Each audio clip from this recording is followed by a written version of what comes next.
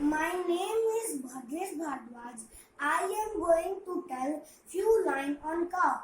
We get many things from cow. They are very useful for all of us. It gives us milk and dung, so I like it. Cow is herbivorous animal. It has four legs, two eyes, two ears, two horns, and a long tail. Its urine is used to make medicine.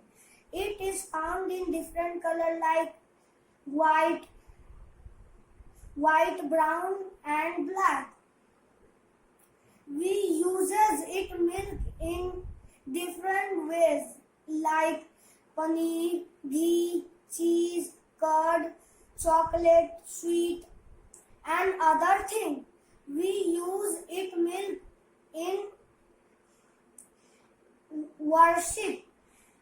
Also, we use dung in fertilization and kacha house wall and floor for whiting. It is domestic animal.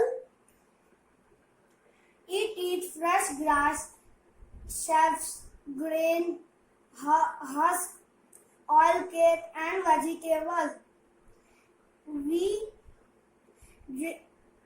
drinking cow milk regularly sharpen our brain and increase immunity power. Thank you.